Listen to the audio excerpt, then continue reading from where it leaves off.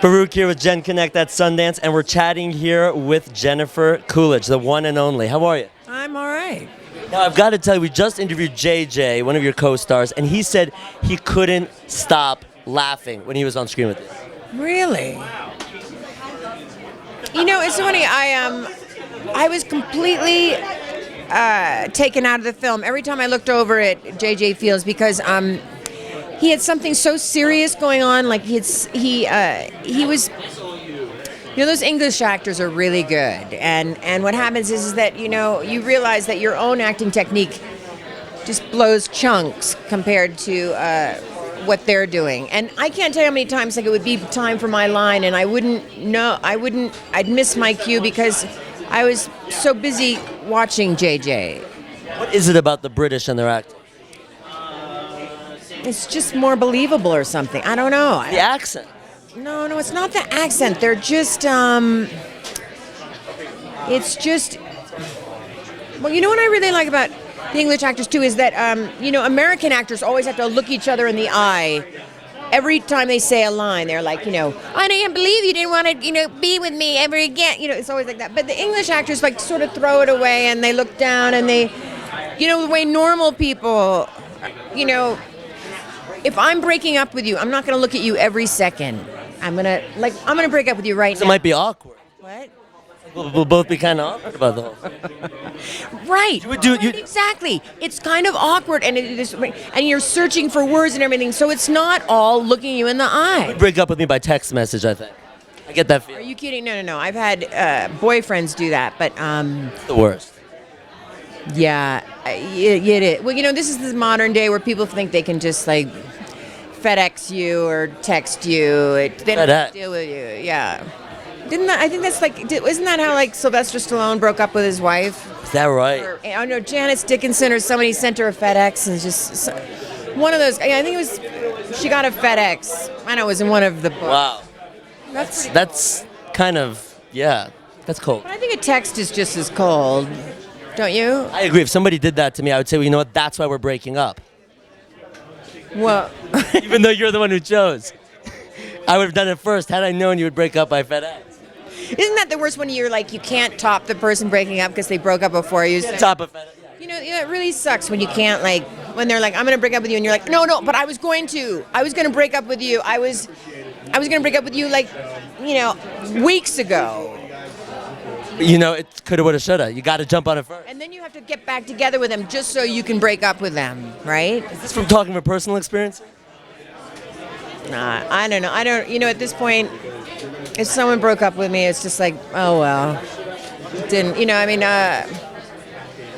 my feeling now is just like, I don't know if I have the energy to feel bad about it anymore. Move on. Yeah, I remember when, as a young person, it was just so devastating. When you're young and like vibrant, and then someone just like, I don't want to be with you anymore, it's devastating. But now it's just kind of like, well, I'm on my way into the grave anyway. I guess it's better that,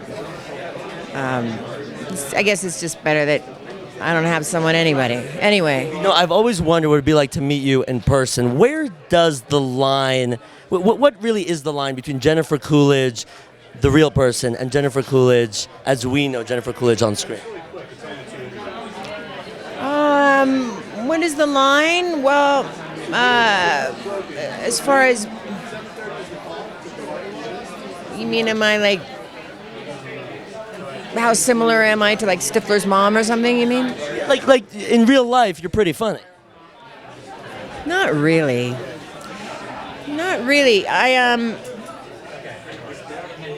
I think it's pretty clear, right? When you like do an interview with me, like, I really don't know what's going on.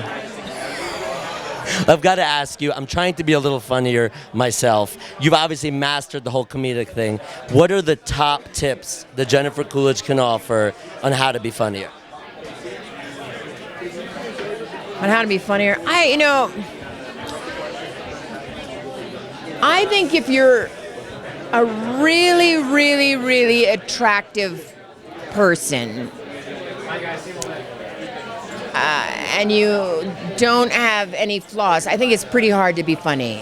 I think, I feel like I get credit for being funny because there's just so many things wrong with me, and you get somehow people think you're doing things intentionally sometimes when you're really it's just everything's going to shit. You know what I mean? Like do you know what I mean? Like Think. you know what I mean? Like I can't tell you how many things go wrong in a day in my life, and it looks like I would have to have orchestrated some of it, but it's just I don't know. I just don't have it together, and so you get credit for being funny or something. I don't know, but It works out well. Yeah, I mean, that's whenever I meet, like, I go to, I was at the Groundlings for like 12 years, and it's this comedy school, and like sometimes with these girls that would come in and really, not a hair out of place, and they had their, I don't know, there's a certain type of girl where I always used to look at them and go, I don't know if you're going to be able to do it, because you have to have something kind of,